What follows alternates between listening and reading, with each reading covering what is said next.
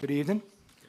I'm going to call to order the meeting of Mayor and Council together on Tuesday, October 14th, 2025, 7 p.m. Eastern Standard Time. At this time, if you would rise for the invocation by Councilwoman and Dr. Stephanie Grassett.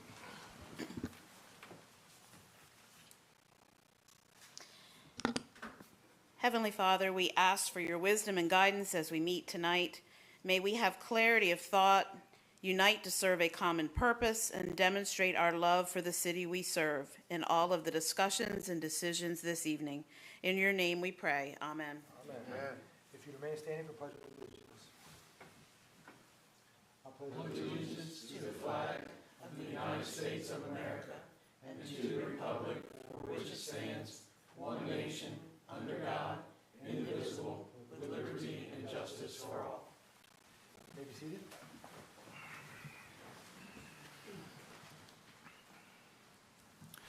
Are there any changes to the agenda for tonight's meeting? No, sir, there are not. Okay.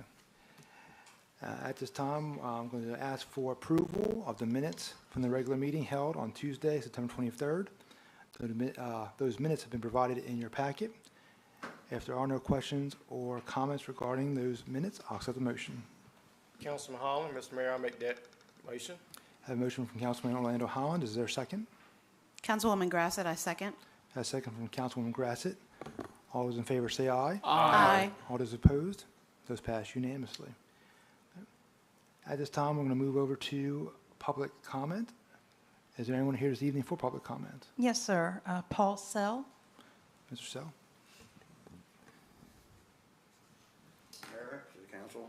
Good evening. Good evening. My Evening. name is Paul Sell, live at 327 Pine Street. I haven't been able to make a meeting for a while because of my work schedule. I'm finally getting so I can start making some meetings. What I want to do is I want to read you a letter from a neighbor who has moved away a few months ago. She gave me this letter, asked me to read it to City Council. Do I have permission to read that letter? Yes, sir. Please. Dear City Council members, I have lived in Seaford for 15 years, and my children who have lived their whole lives here love their town. They've made many friends and love their teachers. Our family would have never thought we would consider moving, but due to recent gun violence, we have had no choice. On our way to McDonald's for a school event, we missed the most recent shooting by minutes. Yes, I know every town has its negatives, but this was way too close, and now we have to worry what street is safe to drive down. It upsets our family that we have to leave because others have been allowed to leave. The laws do not apply to them. I hope and pray for our town and that we see more positive changes. Sincerely, the Mendoza family. And to add to this letter, I had many conversations with Ivana, the lady who wrote this letter. One of the biggest reasons why she left is because of the problem that we've had for many years now. I've addressed it at this event many times, and that's the problems we're having with 331 Pine Street. Me and my neighbors have addressed the problems here at City Council meetings. Talked to Police Chief Kraft many times, spoken to many of the police officers, and they all pretty much tell me the same thing. Their hands are tied. Their hands are tied. Well, who is tying their hands? I want to know that. Is it the governor? Is it the Attorney General? Is it you guys? Who's tying their hands? Why can't we get these problems fixed? I'm fed up with it. I'm sick of it. This family moved away. We have another family who's put their house up for sale, which is going to speak here tonight. Another family 2 doors down from me, they sold their house and moved out, and I've had many conversations with them. It's because of the problems at 331 Pine Street is why they left. These were all good families, and they're gone now. Why? Because nothing's being done at 331 Pine Street. It's been a scourge on our street for years now.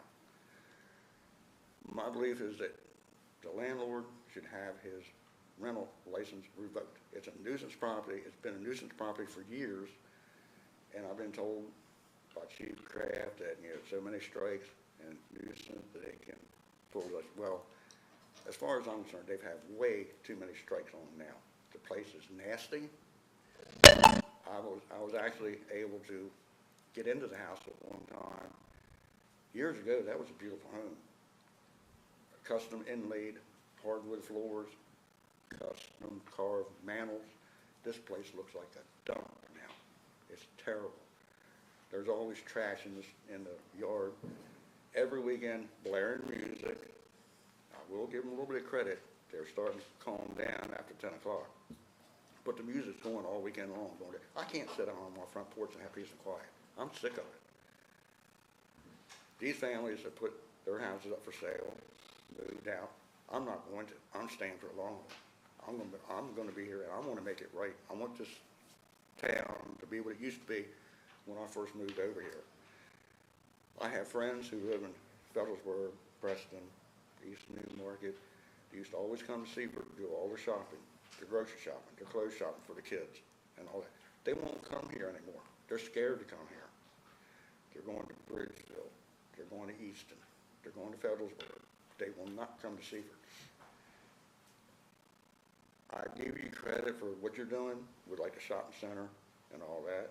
Hopefully that'll, come about. I'm a little sick of how long it's taking. I mean, the Empire State Building was built in 13 months. If they can build the Empire State Building in 13 months, that place should be done by now. So I'm just here to let you know, I'm not going anywhere. You may get sick of seeing me at city council meetings. That's all I've got to say. Thank you very much. Thank you, Mr. Thank Sitton. you. Thank you. Anyone else here for public comment? Yes, Alicia DeMuro. Good evening, City Good Council. evening. Good and evening. Mayor. Hello. I also have a copy of a letter from my mother who also resides in the house with me. She's at work. She's also a nurse. She couldn't be here tonight. May I pass it out Please. to you? Yep. Okay. Thank you.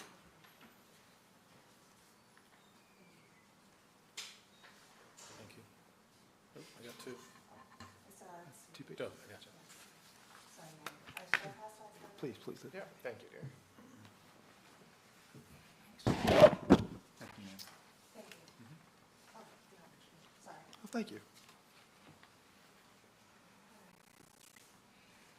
So I'm just going to read her letter out aloud. Kind of covers a lot of what I would like to state as well.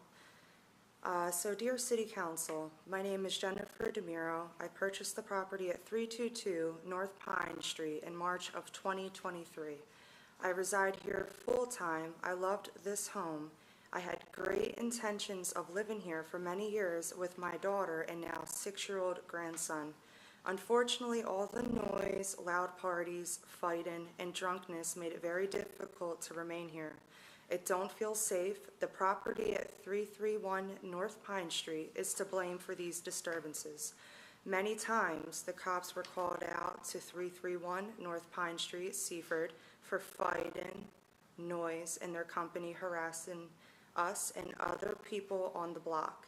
They have females go there, they get drunk and start harassing people. This house has created so many issues and problems. It's nonstop noise.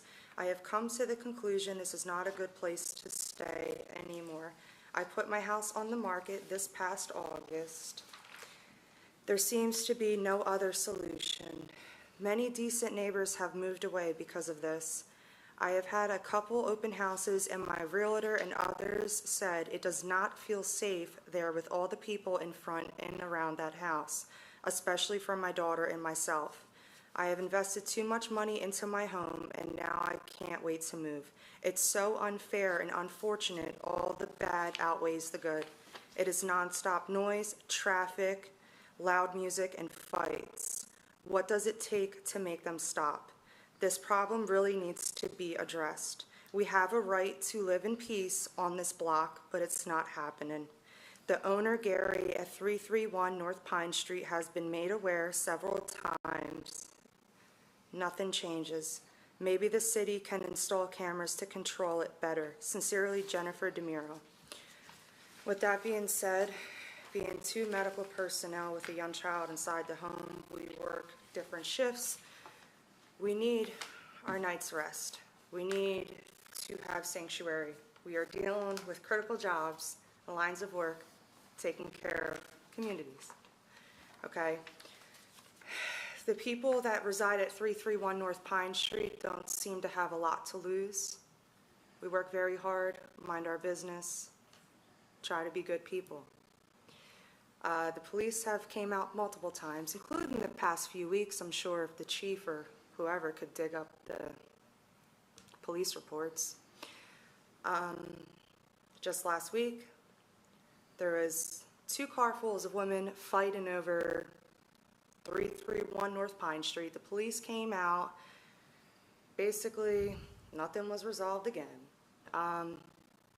As Paul has stated, it's just a minor slap on the wrist, and it doesn't seem to have any weight as far as a disciplinary action. So just like a toddler, if they know they can keep doing something over and over again and not having any type of disciplinary action, what are they going to do? Just keep repeating it. It's just very sickening because our hopes and what we wanted it's not it. You know, many decent families have moved. Ivana, unfortunately, she was a dear friend, still is. She was too scared and felt threatened for her young children and her family. She did not put in that letter how 331 impacted. Because when they come onto that block, they park in front of all of our households. They overtake everything. Non-stop, they sit on other people's properties, on our garden bed at 332. My neighbor had to tell someone the other day when none of us were home at the residence to please move off of our steps. And somebody who I think was associated with 331 North Pine Street cursed him out and threatened him for him trying to protect his neighbor's home when they're not there. It's 2 women and a child. It's just, you know, I came to a city council meeting before, last winter. Police are contacted multiple times. I don't know what we have to do, whether we're still residing there or not. I just want to change, not just for us, but for everyone else who has to live on that block and endure it. Thank you for your time. Thank you. Thank you. Is there anybody else here for public comment? Yes, Dale Short. Mr. Short?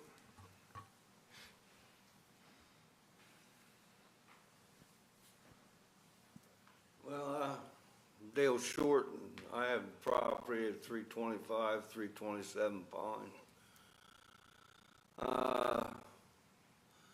I don't know where to start, but I'm going to just lay it out the way I see it. I wasn't in too much of a thrill to see the license thing come on board several years ago. Then I got convinced a little bit it was going to straighten up certain things. And I said, well, this can't be too bad. Pay a little bit of money, have a license fee. Everybody's doing the same thing going on. Well, among all of everything else happening in the city, I don't think everybody's playing in the same ballpark.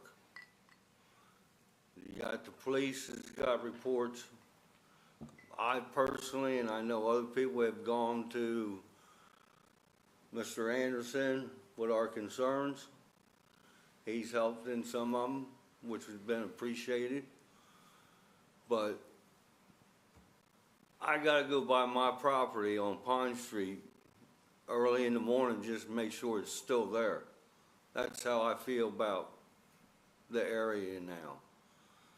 And if I wanted to try to sell my place, I couldn't even get anywhere near what it's worth. It's out of hand.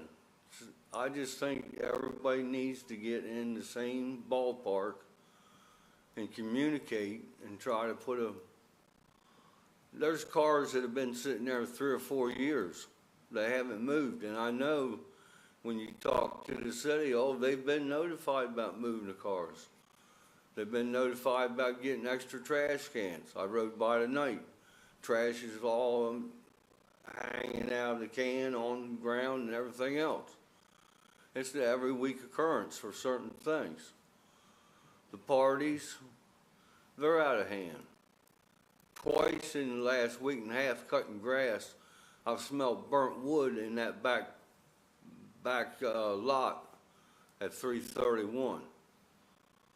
Now, I can't walk over there and see what's burning, but you can smell it. It's just out of hand, and I'd like to see the city do something about it. Thank you, Mr. Short. Thank you. Is there anybody else here for a public comment? No, sir. All right. But before we move on, I'll address this. First of all, I appreciate you sharing. I think this is the kind of stuff that needs to happen. We need to hear exactly what's going on over there. And I know it hasn't resulted in what you've been looking for in the past.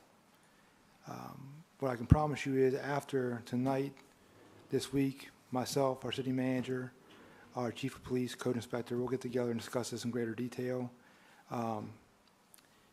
The fact that residents feel they can't stay here because of the commotion happening at one residence is unacceptable. You shouldn't have to live in fear. So I do apologize for that. We'll do everything in our power to help you out. Okay. Welcome. Okay. Is there anybody here for correspondence? No, sir, we have no correspondence. Okay. I'm going to move on to new business number 1. Okay, council has in their packet a quitclaim deed, and that's been submitted and requested the city consider execution of it. The deed is to extinguish a portion of Oak Street. It's an alleyway, and the portion they're talking about extinguishing consists of 4,883 square feet, and it would be vacated and conveyed to Waverly Holdings. So the picture up there shows Adams Oil Facility out there on, I'll call it Pine Street Extended area. The backside is Cedar Avenue, and Oak Street is shown there in yellow. The portion that's highlighted in red is the specific area that they would like to vacate. It's shown in the survey. What this was an old paper street that was there. We annexed this entire neighborhood in 1989 approximately, and this was basically what you see there is what was there in 1989 when we annexed it. I don't know this. I believe in talking with the owner when they initially called over the summertime, they may be putting this in order to potentially market it, sell it, tie off loose ends, but that is basically their property. There's a gate there that enters into their property. You can see there's office buildings, storage buildings, and there's actually a fuel pump that is just to the south of that.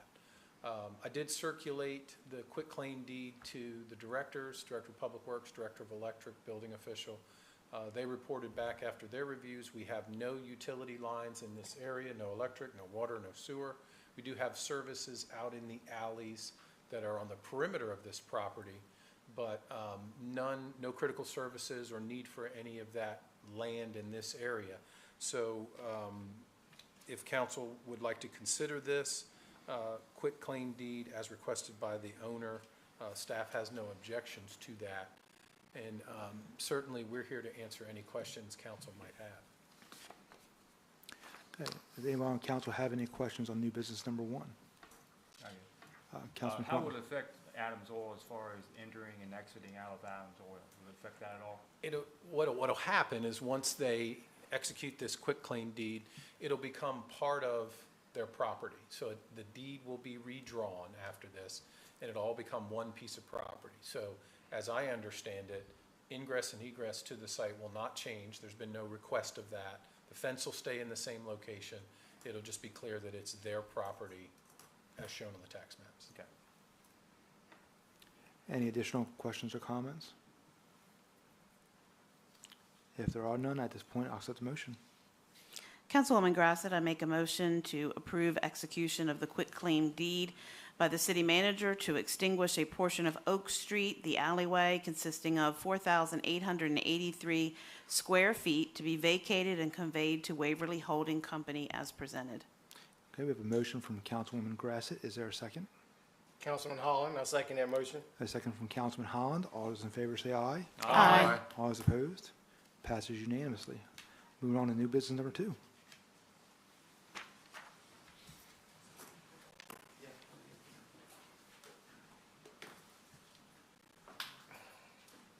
Good evening. Good Good evening. Good evening. So we have been doing for years now, I&I inspections throughout the town. We've done smoke testing, flow testing, different things like that. But this year, we had $45,000 budgeted to do another round of I&I inspections. Well, there's a grant from the state out there, matching planning grant like we've done many times. So this time we want to put a plan together to do actually CCTV inspections. We're going to go off of 3 prior reports that we've done before. We've done one in July of 25, October of 20, and January of 2019. So we're going to try to pinpoint on some areas that we need some further inspection. So we put this matching planning grant together to move forward. This is as you guys know, matching planning grants is a 50-50 match. So if we put up 49,750, then the state will put up 49. And we did include our portion in the budget this year? Yes. Okay. Are there any questions or comments from council? Vice Mayor. So what portion of the system are you going to test?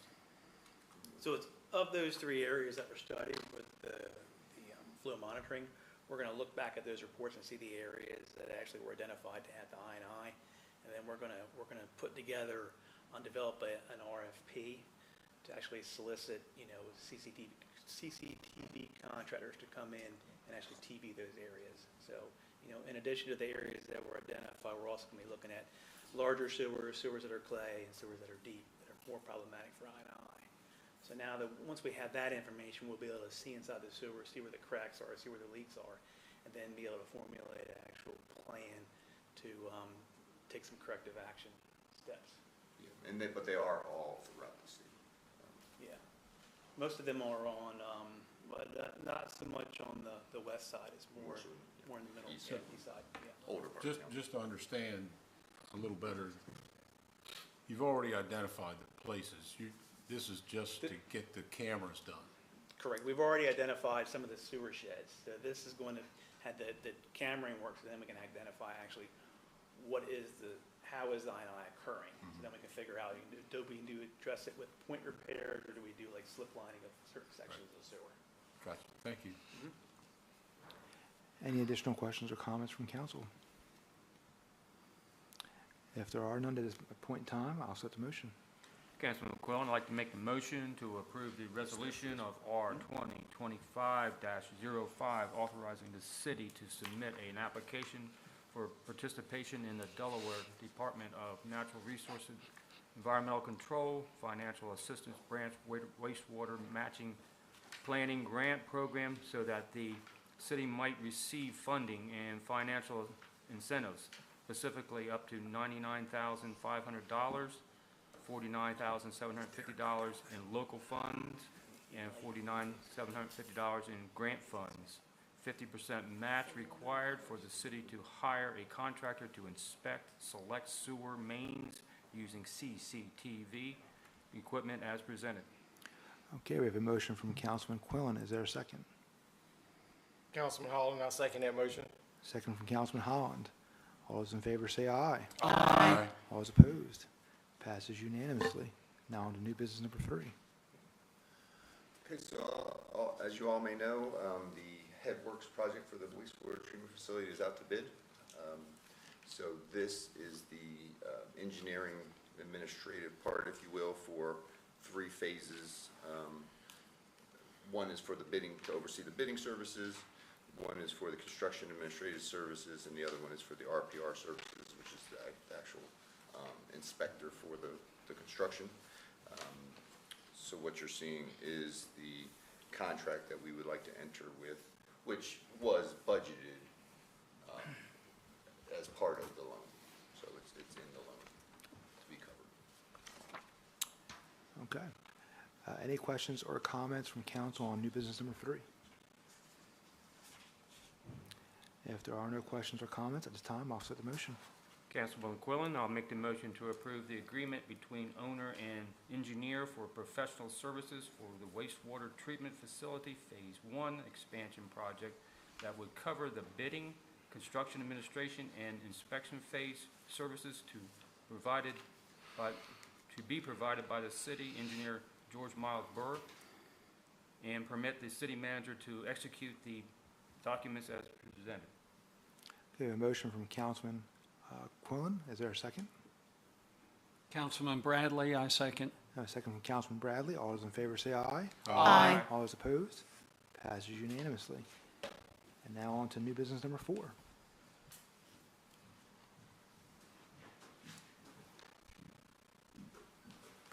Good evening, Mayor and Council. Good evening. Good evening.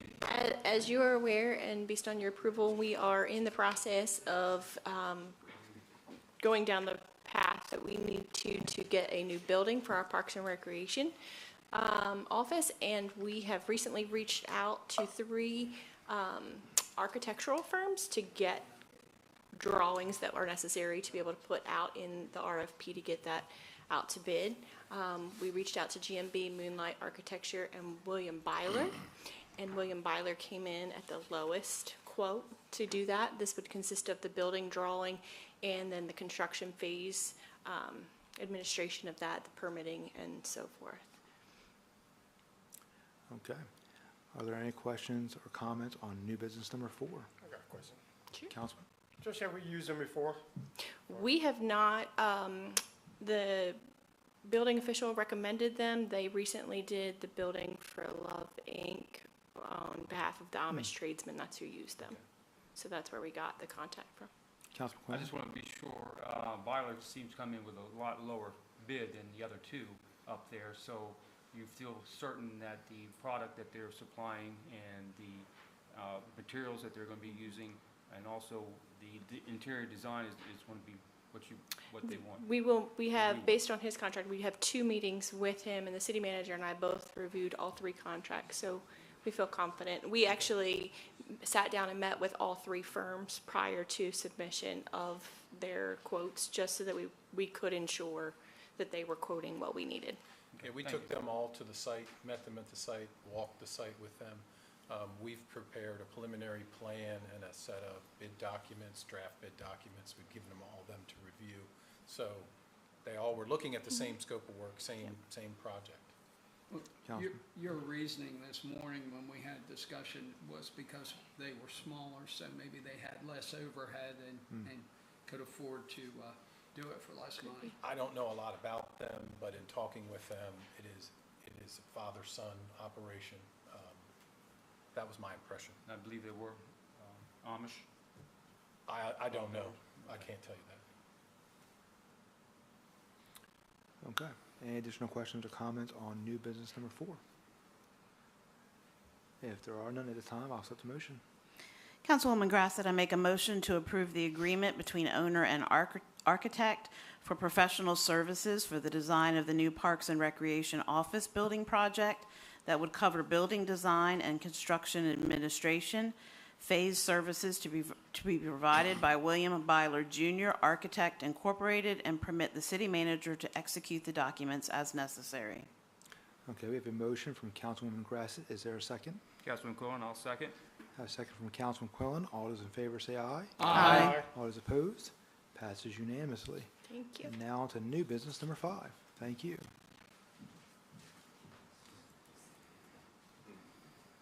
And he's back. You're busy tonight. That's right. That's right. It's my show tonight. So, as I think probably you all know, we used to dispose of our sludge by mixing it with wood chips and then composting it. And through that process, we would need a screener to screen the wood chips back out and then produce the compost that we would sell. We started doing that in 1986. Then in 2000, so we purchased a screener in 1986, but in 2003, we got a new, much larger tracked unit that worked very well. We have not been composting for about 5 years now, so it's just a piece of equipment that's just sitting there. And really, quite honestly, it's just going to waste. You know, somebody could probably use it, so it's no sense sitting there. I don't see us getting back into composting. It would take quite a large capital investment to replace some other equipment that we would be in need down there to get back into the composting business. So we put out a bid to dispose of this equipment. I had a $7,500 minimum bid. We did receive one bid of $10,600 from Ronald Cross, and I'm making a recommendation to sell it to him. Okay. Any questions or comments from council? If there are none, at this point in time, I'll set the motion. Councilman Quillen, I make the motion to award the bid for the used trommel screen to Ronald Cross in the amount of $10,600 as presented. We have a motion from Councilman Quillen. Is there a second? Councilman Holland, I second that motion. A second from Councilman Holland. All those in favor say aye. Aye. All those opposed? Okay, it passes unanimously. And on to new business number 6. Oh, is that fancy? Let me go first. Sure. So, this is a joint effort tonight. As you guys are aware, we are in phase 2 of the construction of our Western Sussex Business Campus. With that, we have several funding sources that we have to expend by the end of the year, need to expend by the end of the year.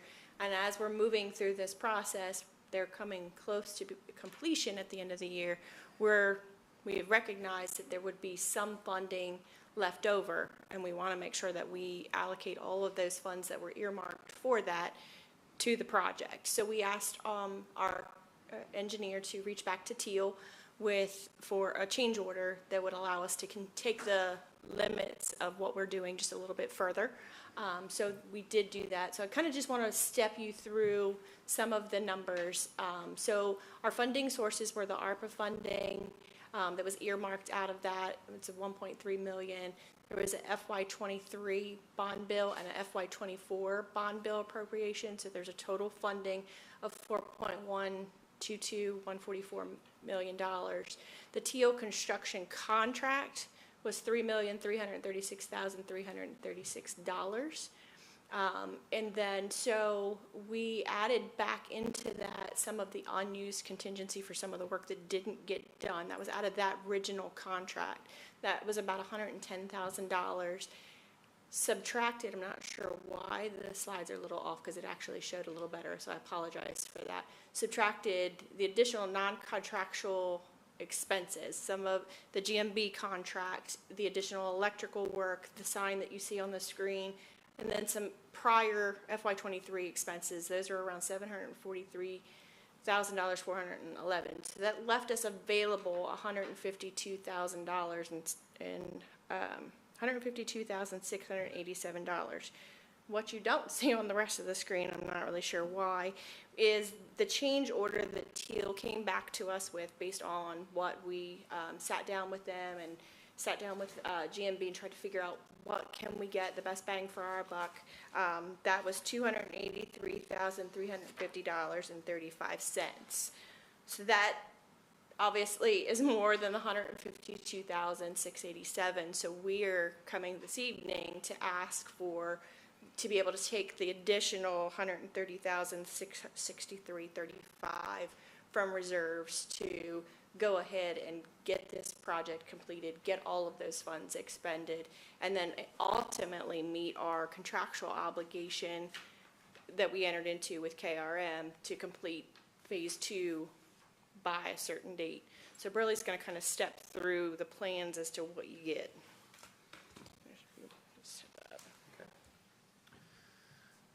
It's hard to see, but this is over near our utility building, kind of where the low end of the sewer shed, where it's actually dumping into the lift station. We had a service road that would go back to the wells, but also to the substation back there. They had to shift the manhole and the alignment of it a little bit, so it moved it out into the pavement a little more.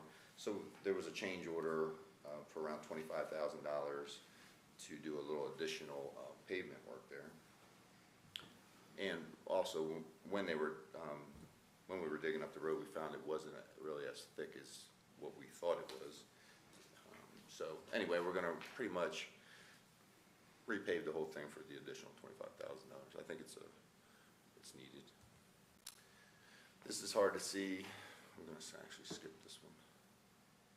See if I can get to the. This is even harder to see. But basically, what we're doing, like Trish said, we identified how much money we had left that we did not want to give back. So we tried to see how much we can extend the road in the infrastructure for the money. Ben is saying that it's about 345 feet of street that we're extending it. With that, we actually had to spend a little bit more because of where some of the stormwater infrastructure was. We actually had to go and tie and catch another inlet. So that's why it ended up being a little bit more. And then also, this is the one, is this Venture? Yeah, that's Venture. So what I asked was that they go ahead and eventually it was gonna tie into Venture Drive when that street gets put in. I asked if we can go ahead and do that wet tap and extend it through Venture over to the side. And I thought maybe next year I can budget and our forces can start laying the water main or something, and go up and tie back in. It's a good project for us and it'd be a good experience for us to do and fill in the time to do it, save us some money. Then this one is, there's also some additional, electrical crossings, some electrical conduit crossings that we have to put in as well. So that's kind of the scope of the work. Okay. Do we have any questions or comments from council? Councilman Holland. Hey, Merle, is this gonna take care of any of the problems, the flooding that is caused by the loading docks in the back? Because I had several complaints. Oh, at the KRM? Yeah. That is more so because they have their silt bags inside those catch basins. So Okay. they're actually doing what they're supposed to do. They're supposed to slow it down, catch the silt, the dirt, so it doesn't go into the system. So that it will drain, but it just takes longer. Okay. So once the other area is all developed, they'll pull those bags out of there and it'll drain. Oh, okay. Okay. Any additional questions or comments from council? If we do not have any, at this time, I'll accept the motion. Councilman Quillen, I'll make the motion to approve the change order proposal and funding plan for the additional improvements in the Western Sussex Business Campus Phase 2 project as presented. We have a motion from Councilman Quillen. Is there a second? Councilman Holland, I second that motion. We have a second from Councilman Holland. All those in favor say aye. Aye. All those opposed? Passes unanimously. Thank you, Trish. All right, and now on to old business.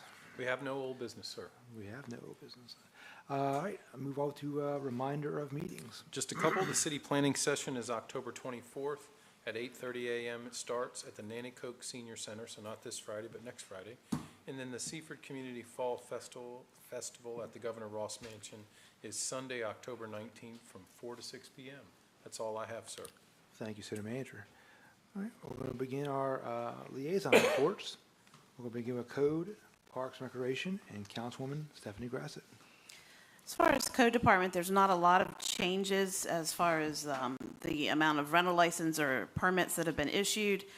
They are continuing to do routine inspections and violation inspections throughout the city. As far as changes to any of the large project statuses, the mod wash is progressing. Obviously, if you've gone by there, you can see that the old car wash has been demolished.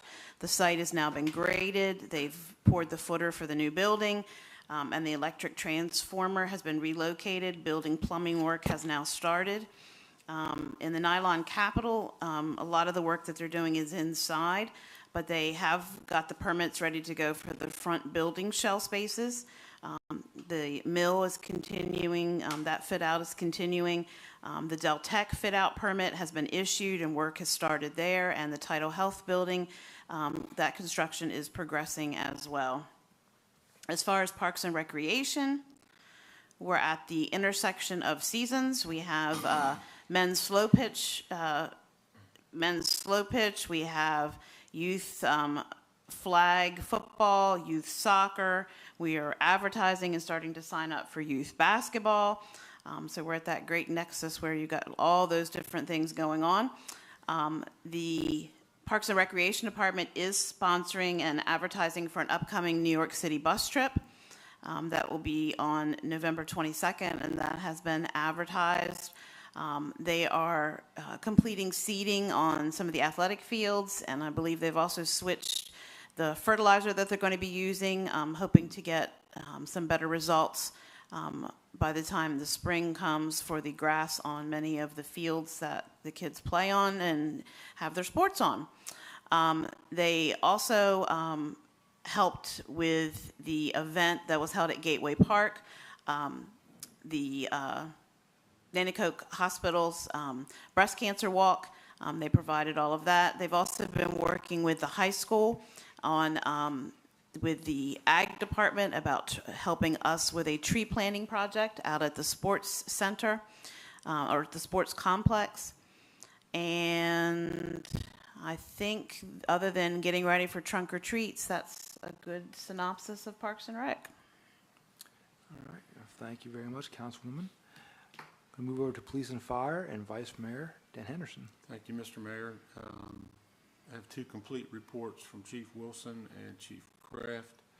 I apologize, but somehow during the transmission of the report, a chart got superimposed above the letterhead.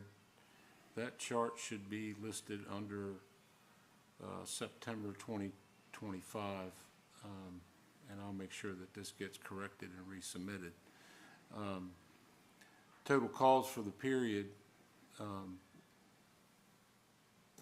total calls to date are 998 fire calls for an average of 3.4 per day.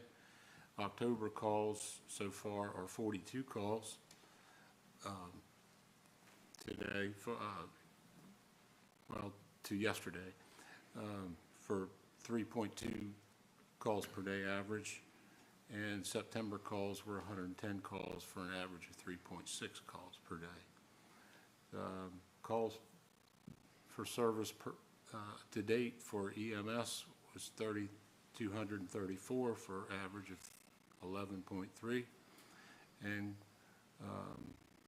I don't have any data for October, but the September calls were 405 calls, which was an average of 13.5 calls per day. So the total department's responses to date are 5,230 calls for an average of 18.2 calls per day.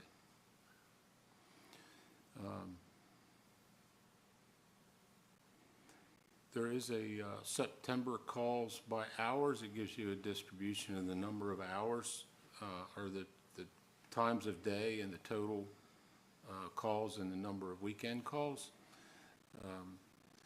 The chief is using this data and others in the fire department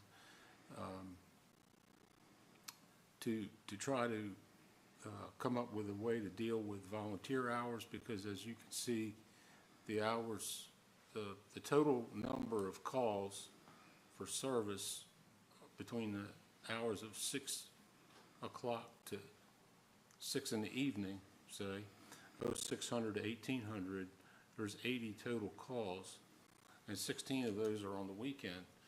And so that leaves a total of 64 calls during working hours, at which time volunteers aren't available and they have to rely on other sources. So he put this out to illustrate the need to better manage volunteers and to get volunteers available so that they can respond and make their quota, their numbers, because it's very difficult for the members to make their numbers when they're away at work or elsewhere during those periods of hours when it's so busy. So that's the reason you're starting to see more data like this. Under significant incidents, you'll see that there are a lot of assists and calls out of the city as well as in the city. 9596, there was appliance fire and a cooking fire in town, and then another motor vehicle crash with entrapment on the 16th of September. for the monthly. Rescue 87 is still out of service for body work. You'll see the fuel chart, the number of times at the pump, and the number of gallons consumed. Below is a training course, or the total number of hours committed to training, and those are going to be year-to-date numbers. The next training is tomorrow night, starting at 1,900 hours at Delaware State Fire School for forcible entry training.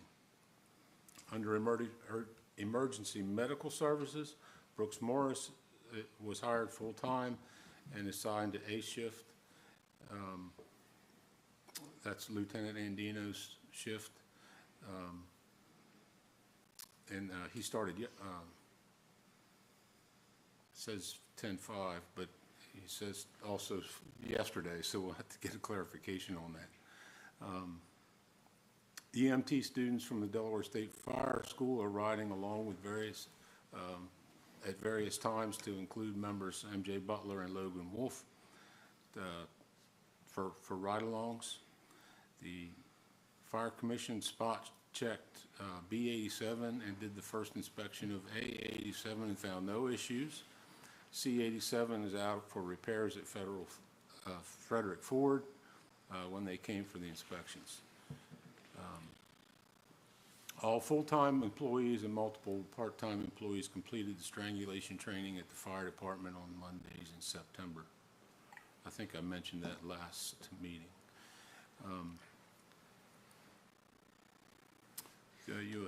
The next, under news and events, you'll see the number of events, the number of total personnel that participated, and the number of hours those personnel contacts made. There was a minor backing accident with Utility 8710 in the parking lot of Laurel Pizzeria. Since Seaford PD made the report, I'm going to make an assumption that that was the Express on Stein Highway, not Laurel Pizzeria in Laurel. The State Fire Conference was well attended by the Seaford Volunteer Fire Department members.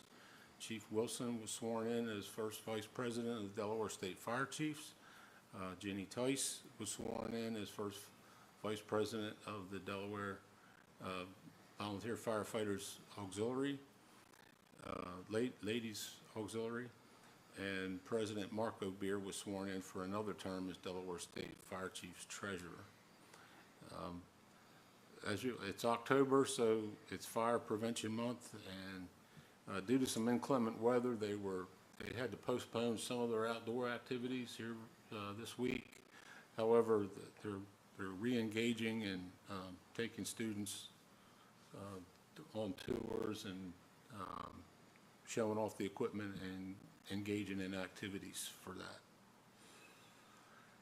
Under the police department, Chief Kraft, as always, has a complete report showing all the columns with year-to-date numbers and year-to-date totals in the respective columns. Under all crimes, there are 266 total events, 12 felonies, 69 misdemeanor, 20 violations, and 165 other, for an 87% clearance rate, about par with the previous period. There were 27 complaints, including assault, aggravated assault, larceny, motor vehicle theft, fraud, and rape, 8 felonies, and 19 misdemeanors. That's for a 48% clearance rate, which is significantly above the previous period. Under drug complaints, you'll see there are 26 drug crimes with 23 adult arrests, 3 prosecutions declined, 4 search warrants, which is a continuation of some previous warrants, 2 overdose encounters, 360 traffic contacts with 171 citations and 42 warnings. That's The citations are a little bit lower than, as a percentage of the previous traffic content tax on the previous period. However, they are processing a higher than average number of citations through enforcement.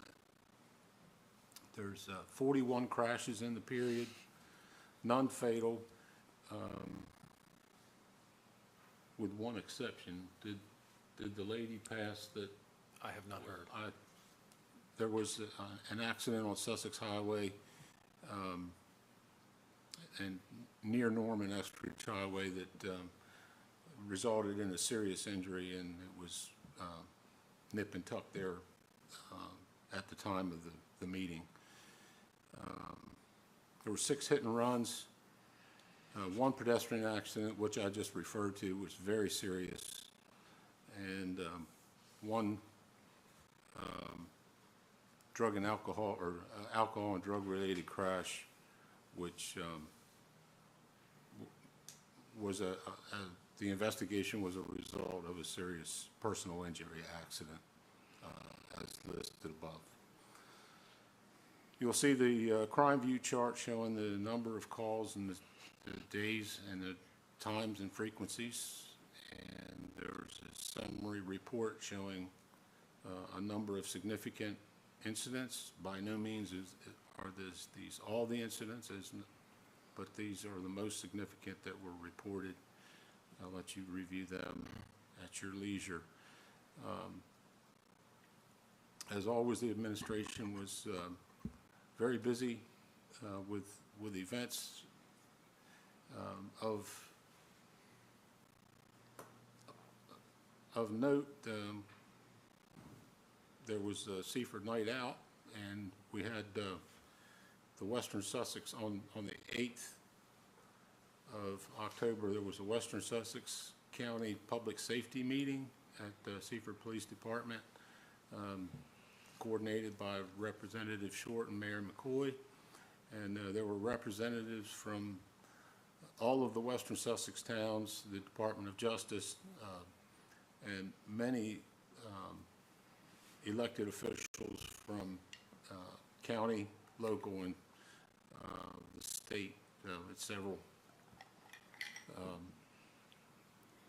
I think we had mayors from Greenwood, Laurel, Blades, and Delmar. We did. We were missing Bridgeville's commissioner. And we had 2 county councilmen, and as well as Representative Short, along with a bunch of representatives from the Delaware State Police and the Department of Justice.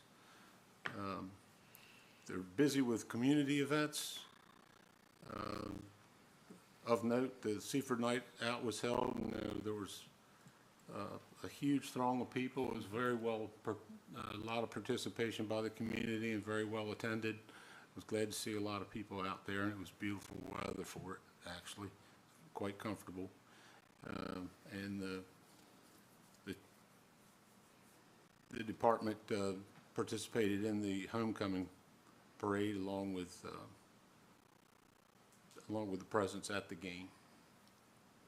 You'll see some training opportunities that have already occurred, and the fall firearms qualification makeup date was happening today.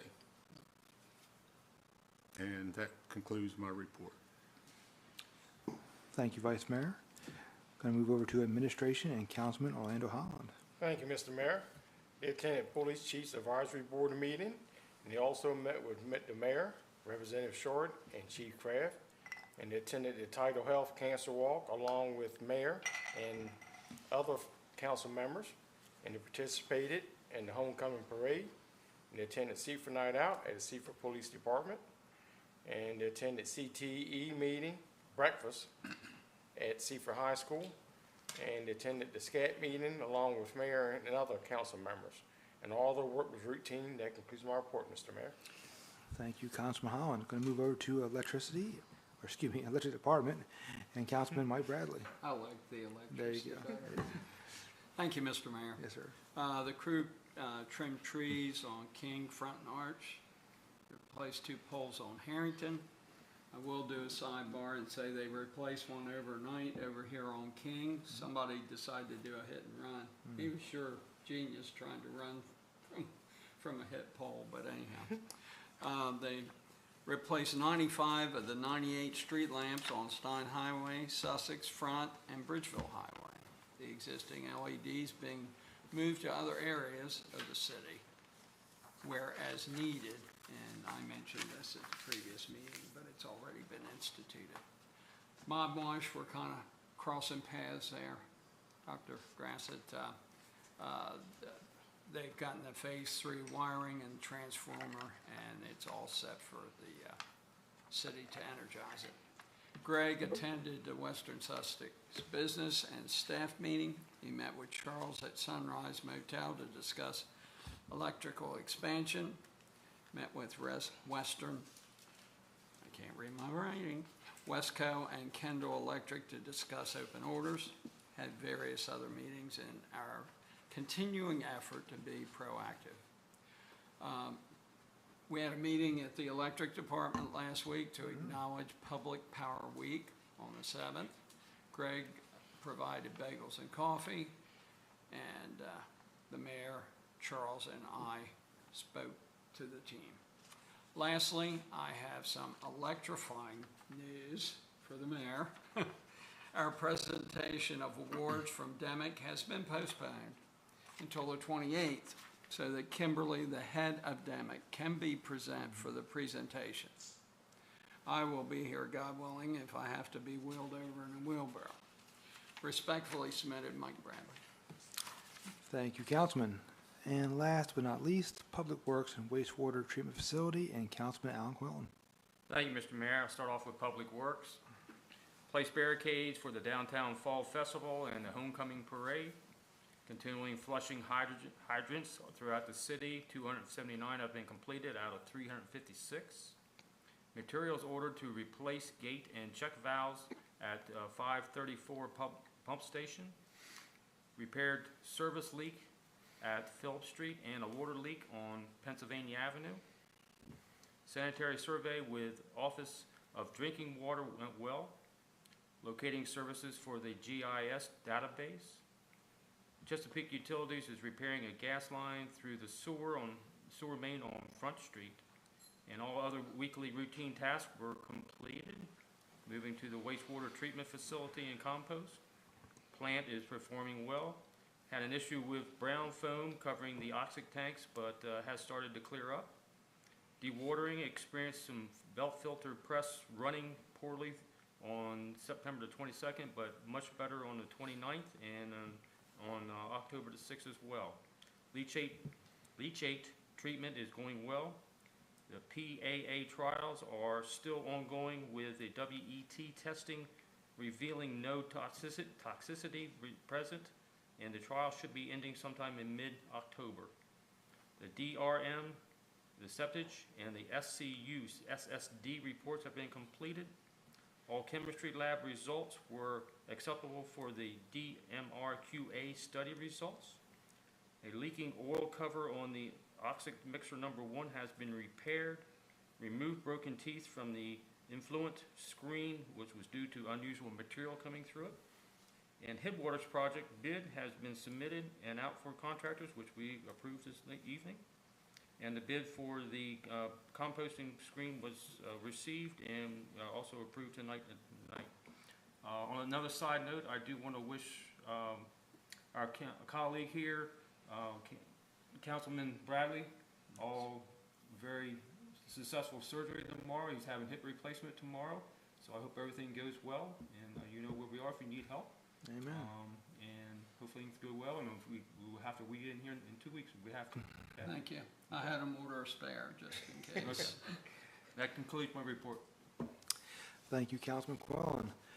I would be remiss if I did not give a quick shout out to Coach Glenn Phillips and the Blue Jays. The Jays are on a roll out there, man, playing good ball. So they're back at it again Friday night check it out. Friday Night Lights, root on those Blue Jays. With that, that's all I got. At this point in time, I'll set the motion to adjourn the regular council meeting. Councilman Holland, I make that motion, Mr. Mayor. I have a motion from Councilman Orlando Holland. Is there a second? Councilwoman Grassett, I second the motion. Second from Councilwoman Grassett. All those in favor say aye. Aye. All those opposed. All right, thank you all very much. We're adjourned.